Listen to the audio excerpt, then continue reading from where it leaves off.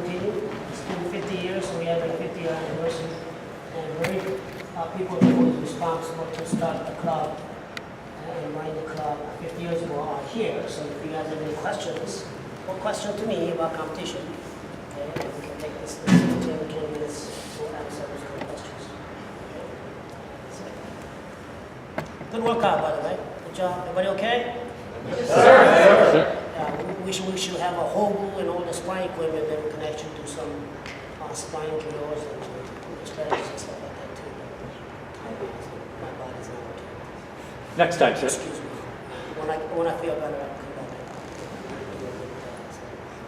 Okay. We'd like that, sir. Any questions? Yes. How often should you condition outside of Taekwondo class if you want to compete? When I was training, I conditioned 3 times a week. Okay. But then you were also doing Taekwondo 3 or 4 times a week, so it was almost... So my team, when I was coaching the Olympic team, we had 3 times a week we do a sport-specific weight training, and then 3 days a week we do a conditioning track. Sometimes we think of a track team. Whatever, guys. Conditioning is important. You have to be, well, back in the days when I was competing, it's 3-minute 3 rounds. Now it's easy, it's 2-minute 2 rounds. It makes a huge difference, 3-minute 3 rounds versus 2-minute 2 rounds. But, again, conditioning comes in a big factor because the better shape you are in, the stronger you are in your weight category, you can push kids around, right? You're one with them. And if you feel strong, you can kick faster and stronger.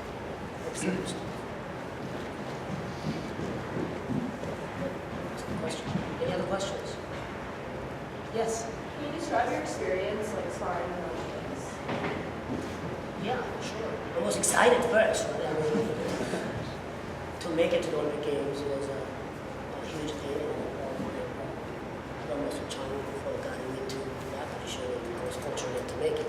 I think everything has to be in line, you know. All the stars and moon has to be in the right places to make it to the Olympic Games. It was an amazing experience for me to just, able to compete at the Olympic Games. You're nervous, of course you're nervous. How can you not be nervous in a competition? Compete against the best of the people in the world. But you gotta keep just telling yourself, look, if I'm not ready by now, there's no benefit thinking about, worrying about it now. It's too late. Okay, so just trust yourself and have fun. So, just being there was amazing experience.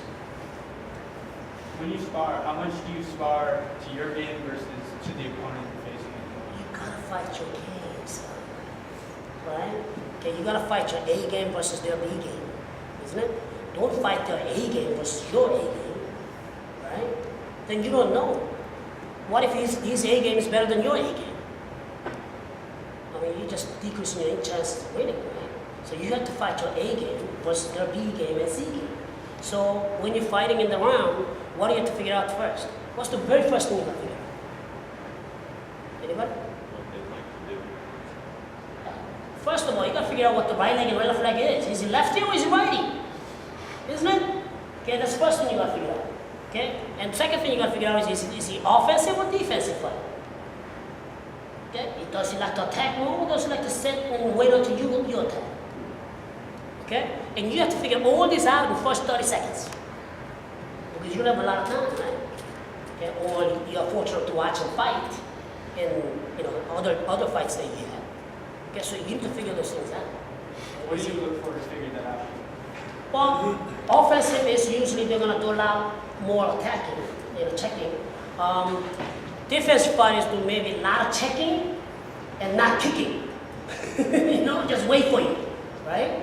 Okay, so when defensive fighter is, so what are you going to do? Actually most of the people are more defensive fighter than offensive fighter. Right? But let's say if you're fighting defensive fighter, what do you have to do? Yeah, how you draw it? Fake, show kick, but don't give the easy counter kick, but show the kick, show the attack. That's hard, because that's right, you're right. Okay, understood. Okay, theoretically understood. Okay, but it's hard to do than you think, right? Yes. Because why? Because the defensive fighter's seen everything. Okay? And if they're at let's say if they're at Olympic Games, at that level, they have seen everything, the best of the best in the world. Right? All the fakes in the world, they've seen it. Okay? You know, so sometimes I think try it this next time. If you've seen somebody who's a really defensive fighter, okay? Try that too, obviously, right? You got a mix of fake motions, okay? But just close the gap. Just like from me, I'm fighting, okay? I know that he likes to kick with the back leg, counter kick, right? I'm just gonna step in. Step in. I'm watching, keeping my eyes on the leg, right? I'm just stepping, okay? He's gonna be very uncomfortable, isn't it? Why? Because he wants me to kick first, so that he does right, right? But if I go like this and just turn around, I'm watching the leg, okay, and he kicks. Right? You're gonna make him uncomfortable. Okay? What did he do? He kicked first. Right? Yes, sir. So what I do? I just took him out of his element. Because that's not his game, is it? Because he likes to have somebody kicks him first and counter. Okay? So try that. Obviously you gotta keep your eyes on him. Right? How do you adjust for someone left versus right leg down there? How do you make the adjustment? What do you do differently? Well, it's a good question. But I mean, you know, if you're a right-legged person, obviously not trying to give him a right. Well, let's say he's really good at, faster than me, let's say, right? And he's got great roundhouse kick off the line. I'm not gonna, he's right-legged person, I'm not gonna stay in this stance, right? I'm gonna give him this stance so that there's less areas for him to hit, okay? And I'm gonna see that kick coming, so I gotta be ready for that kick if he's right-legged person. If I'm in his leg, left leg, I'm gonna look at his left leg, I'm gonna pay more attention to that leg, obviously. I'm just not going to give him the big open spot for him to kick if he's faster than me. If I think I can beat him, even though he's a right-legged person, then yeah, I'm going to bait him, right? I'm going to give it to him, okay? I'm going to, you know, right here, I'm going to give it to him, then I'm going to counter with my back kick or back spinner kick. So it all depends on how fast he is, when he's faster than me. Yes? Well, it's like psychologically, what do you tell yourself immediately before a match? You know, listen to music, whatever, you know, get you into a comfort zone. You know, tell yourself you're the best in the world. What do you have to tell yourself? Can you talk a little more about that sort of mental state that you want to be in, to be peaked? Well, I mean, because my first Olympic Games trials was in Raleigh, North Carolina. We already had nationals, we had team trials, and then the top 2 person in the H division for final Olympic trials. And it comes down to 9 minutes. 9 minutes determine 4 years of work. Okay? You know, 4 years at, I'm putting in 5 to 8 hours a day, 6 days a week training. Okay? So that's not pressure. I mean, if you lose, you get to go home, that's it. Okay? So what I did is get into that final match, final Olympic trials. Obviously, I studied my opponent. First thing I did, I woke up, opened my eyes, I watched his tape. Last thing I did before I go to bed, I watched his tape and went to bed. Okay? Every single day for 5 weeks straight. Okay? And I modify all my workout, all my training to fight him because that's finals. Then day of competition, it's like 45 minutes before my competition is coming up. I went to stairwell. I wanted to find a quiet place. So I found a stairwell. I walked down the basement, okay, and I went under the stairwell. I sat, comfortable position, and thought about what I had to do. And I made it very clear in my mind that 3 to 4 things, I think, and that what I'm going to do and what I'm not going to do, what I'm not going to make him do. Okay? And that's what I thought about over and over. And I went out there. At that point, I wasn't scared. I wasn't nervous.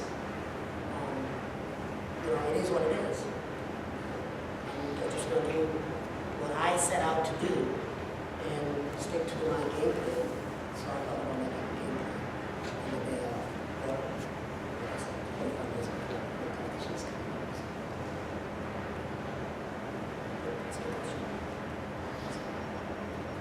I mean, it's like this, right? Confidence is what? You gain confidence through practice, isn't it? The more you practice, the more you prepare for your studies. You can do an ASIC, right? Same thing, isn't it? The more you spend your time training and get your mind and body ready, then you should be able to, right? I mean, listen, I got my ass kicked in competitions, trust me, okay? And that's every time I got my ass kicked was that I wasn't prepared, right? I just wasn't prepared. I didn't train hard enough. I trained a couple of weeks and went to World Cup and I got my ass kicked. It was stupid. Yes? I have a feeling before you meet, say, second round of sparring, especially last 15 or 20 seconds, if you're really tired, you don't want to lift your leg up or reach yourself in. You want what? You don't want to lift yourself, you don't want to kick because you're really tired. You're tired. You're out of energy. I think most of the people have this kind of face at some point. You really doubt yourself at that point. Well, are you up in points? Are you down in points? What is it? Down in points, say. Well, you gotta go. Shoot, you have no choice, man. Right. You're down in points. What are you gonna do? You're just gonna sit there? That's exactly what the opponent's gonna do. You gotta pull something from the back, something deep within you, and you gotta kick. I mean, if you don't kick, you're giving up, right? If you don't kick, you can't score. That's exactly what your opponent's gonna do. Look, I'm at 1 point up, at 30 seconds left. This kid is tired, he's not kicking me. Yeah, go ahead, I'll dance around. Right? I'm not gonna take chances, right? If I'm at 1 point up and he's tired, dead tired, he can't kick me, I'm just gonna be pulled out of this stuff. And walk around. Walk around. I will walk around and 30 seconds goes by. Guess who won? Me. Right? I mean, that's hard, and that's why conditioning comes in, right? I mean, you just can prepare yourself, right? You just condition yourself so that it's 2 minutes, 120 seconds. Okay? That's nothing. Okay? You gotta be able to kick 100 kicks in 120 minutes, 120 seconds, you're good. Okay? What kinds of things would you try and think about, or that you try and say as a coach or not coach in between them? What kind of mentality you try and focus on? A lot of times, coach can overcoach. Okay, in between the round, you tell him so many things. Then that person. Think about it. The athlete who's competing, he's nervous as hell, right? And you telling him 3, 4, 5 things, he's not gonna remember. Just pick one. What about as an athlete? What do you focus on? You gotta listen to your coach, and obviously you gotta figure out all the things that we just talked about, right? Is he planning it? Is he offensive? What to do? That's all depends on the individual athlete's ability as well. Okay? If he's good about all that stuff, then you really don't need coach. Right? But I think coach can do is just tell him 1 or 2 things, don't tell him more than that. Because if you tell him too much, then they can feed off. If you get excited, you're nervous, and you're telling him 4 or 5 things, they're going to feed off you, and they get even more nervous. And what happens when you're nervous? You can't see things that are coming.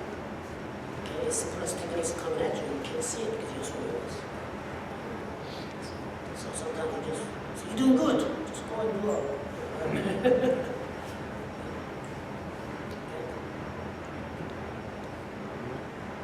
Yes? How do you mentally dominate your opponent?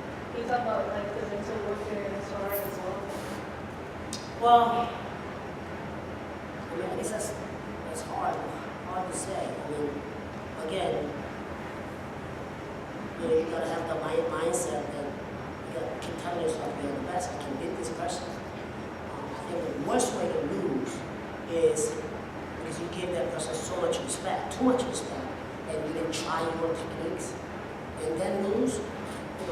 hard to see that, right? But you go out and say, okay, I'm gonna do my best, and if he beat mine or she beats my best technique, then you can live with that, right? But she was better than that. There's always somebody who's gonna be better in any given day, right? So, I think that's what you should think. And just keep, do your best. Don't give your opponent too much respect. Okay, don't give him too much respect. Like I've seen it so many times that I see in a competition and there's kids warming up, right? So flexible. I mean, and it's so fast. Man, that kick fast. Man, how do I fucking kick that fast, right? Okay? But when they get in the ring, it's a different game, isn't it? Okay, why couldn't they kick that fast in the ring? It's a different game. It's a moving target. It's not a steady still target. I'm moving, right? And even though he looks really, really good, okay? You don't know that until the game starts. So you just tell yourself, again, comes with preparation. If you prepare yourself like this, train hard, and get everything you can, then you're ready. Right? And do your best. Don't worry about the end result. Right? I thought we worry about the end result. Oh, I gotta win this match. I gotta win this match. If I win this match, I'm gonna be in the medal round. And I always got killed. I really did, right? I mean, because I worry about too much about the end result. I think about right now, and I'm just gonna go and kick his ass. I don't care about what happens. Okay? If I'm gonna punch the heck out of him, I'm gonna punch the heck out of him. Right? Okay? So what I tell sometimes I tell my athlete is that if they're going against, or let's say, world champion, okay, and everybody goes, he's got a bad draw, he's got a world champion in the first round. Okay? So what I tell him is, okay, we know he's good. Okay, there's no getting around that. Okay, but you're good too. Okay, you're good too. So I tell him, first thing, if he does anything, if you do a kick, I want you to spin hook it. Okay? Why? I'm giving the opponent a message. Right? I don't give a shit about you. I don't care about your record. Okay? But I'm doing my spin hook it fast as I can. And if I miss, I miss. If he scores, so what? Right? My idea is, I have no respect.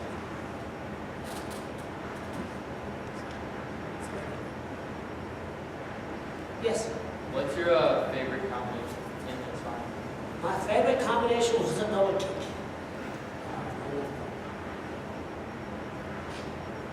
Yes?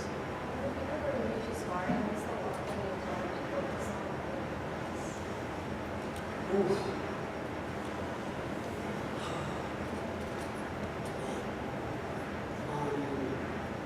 At green belt level,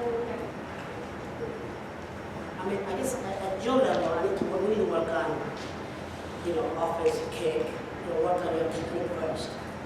Right? And try not to block.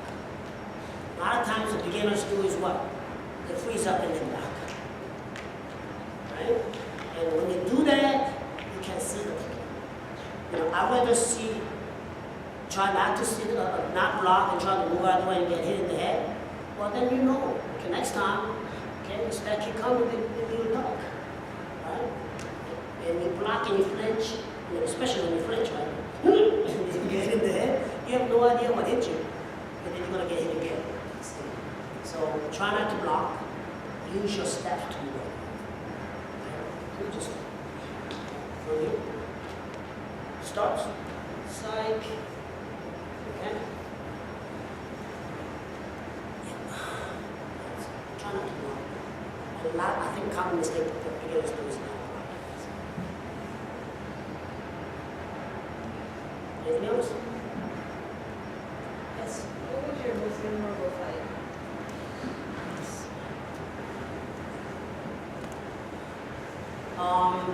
Pan Am Games trial. Pan Am Games trial. It was in Fort Carson, Colorado. Tracy. And it was in 87. Yes, 6 top athletes in the country. Whether we do iron robin, and top 2 person goes to finals monthly. So it's a privilege. Very first match, I tore my PCL, my left knee. It's a terrible feeling. And you know when you're injured, if you're an athlete, you know something's wrong. It's not just a bruise. So, finished the fight, win the fight, and picked it up. I fought 4 more matches, and won over that with my PCL gone. Then, a month later, I came back here into a hospital, scoped it, they said my PCL is gone. And now this was 87. They said, well, your choice. We can do a surgery and we connect those PCLs or whatever, but it's going to take me 16 months to rehab.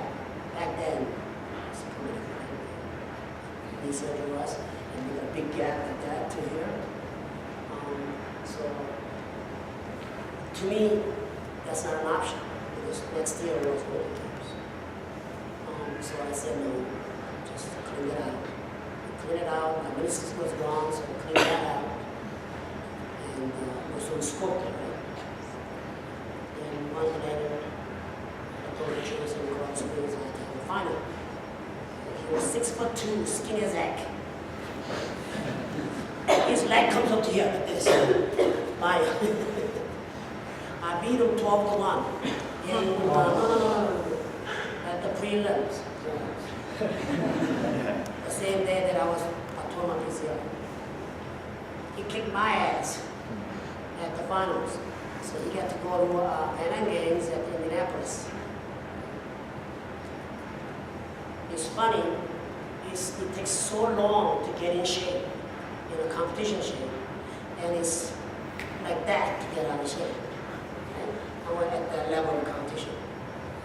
I would have been okay with fighting clubbing, but at that level, so he kicked my butt. I said because that's memorable because that gave me the motivation to get ready for the final in this happened. You could go back to when you started Taekwondo and tell yourself one thing. What would you do? That's good. I think I was too nice of a kid. I don't remember that. I've heard stories of you playing soccer. I'm not buying it. I think I gave too much respect sometimes to other men. And I should have. The matches that I lost. Because it all comes down to mental games. At that level, everybody's skilled is like this. It's not going to be anybody like that difference. This similar here, who has a stronger mindset is going to come out with it. So, I wish I could be a little stronger now. It hurts me. What was like your biggest drive or like inspiration to be so successful in Taekwondo? Well, just like you guys, man. You guys studied the business for me. That's what I chose to do. I remember when I was training here, like I said, I was training every day, 5 to 8 hours. Every Saturday, they hated me. Here's my training program. You meet 8 o'clock in the morning, and we go straight to like 2, 3 o'clock in the afternoon. We run first. We go from here to go to Arboretum, run down to Huron Park over there, way over there. We come back up and behind the hospital with the long steps, with the running steps until we throw up. Then we come back and we train for 3 hours. Okay? No lunch, straight through. Then we go to lunch. It's one of the things that I wanted to be good at. Sometimes I found myself 2 o'clock in the morning. I I felt like I didn't train hard enough that day, so I went out and hopped the track. The big fence behind the, is it yours? Yeah, over there, I see. yeah. Okay, there's a big track with a fence, right? I don't know if it's still fence there. You climb up this fence because they lock in the night, and I'm doing the sprints. The 12 in the morning. So, it's all up to you. And listen, I don't have the greatest physical skills, I know that. Okay? I mean, I wasn't the fastest kid, fastest guy can kick. But I was able to beat those guys because of my time. Because I was willing to put the time and study my games. And a 6-foot guy had a leg coming to my leg, man. All he had to do was keep me away. I couldn't get inside.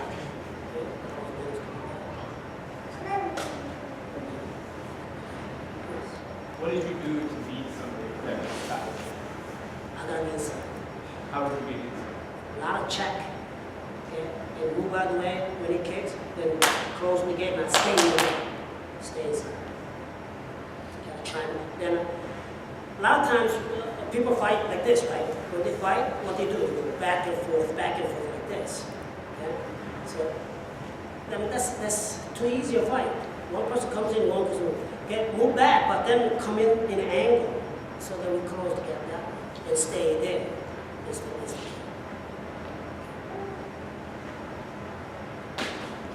Yes. Question. How do you deal with injury? So if you get injured at some point, and it's not something that's like super traumatic where you can't really like go, but it's something where if you keep practicing, it sort of like doesn't go away. Do you ignore it? Do you stop practicing? How do you strike a balance there? Yeah, I know, it's tough, isn't it? You know, I remember I tore my hamstring. We train, and, you know, like 5 hours straight or whatever, and your muscle get fatigued. And, you know, downstairs we're training, and I did an axe kick, pop. I mean, excruciating pain. You know you injured me. What do you have to do? I said, keep on training. Stupid, right? I mean, we put a sleeve on. I mean, obviously you gotta warm up good, you know, take your time, but you still train. You can't stop. I mean, you may not be able to kick as hard or as fast with that leg, but you still can work on other areas, right? If it's hamstrings, if you tore your hamstring, you can't kick with that leg, then that gives me opportunity to work on my left leg so that I can increase, you know, my left leg has to be better. Actually, my left leg is better than my right leg because of injuries. Right? So you can still work on other things that you can without using those muscles. But if it's toes and stuff, that's hard. It's hard. Again, just do the best you can. If you can't run, you gotta get on the bike, to a bike intervals and conditioning that way. There's always one. Yes. How do you train flexibility? I don't know. Really, I don't. I was fortunate. I was pretty flexible. I'm sorry, guys. I don't really know. Well, I heard best time to stretch is in the morning when you get up. When you get out of bed, stretch. Your body's stiff, so you stretch. There's a resistance stretching, right? You know, the partner.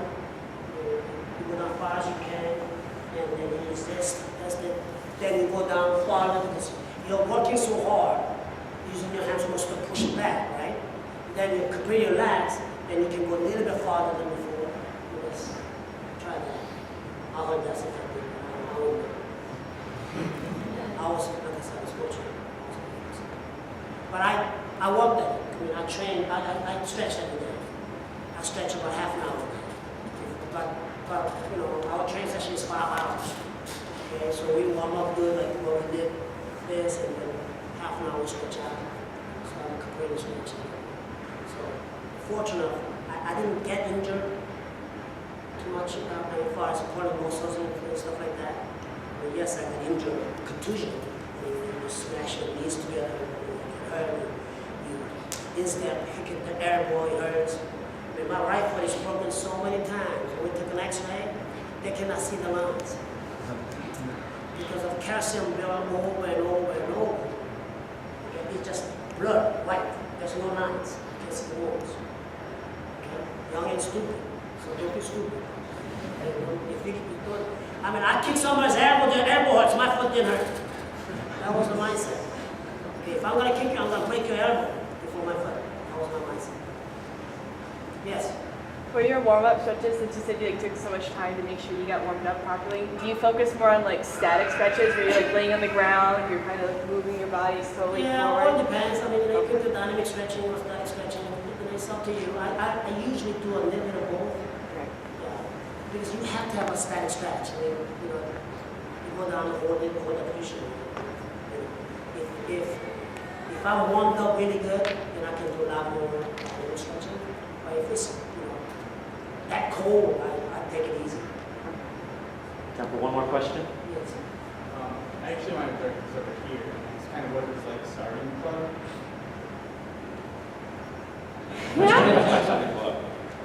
First couple of classes that we had here, and understand, in my era, I was one of the first Americans to train in this one great martial art in the United States, in the Detroit area, in the 50s. Imagine that gym next door, full of students. Most of them from the football team, believing that in 2 weeks, 2 lessons, they would be trained killers. And of course, seeing people in uniforms then, people would ask why I was walking in my pajamas. But again, it was an unfamiliarity with our American culture, with influences that were coming in from Korea and Japan. And early on, the administration supported the concept of getting it started, but we rapidly changed from a large gymnasium to, we were just talking,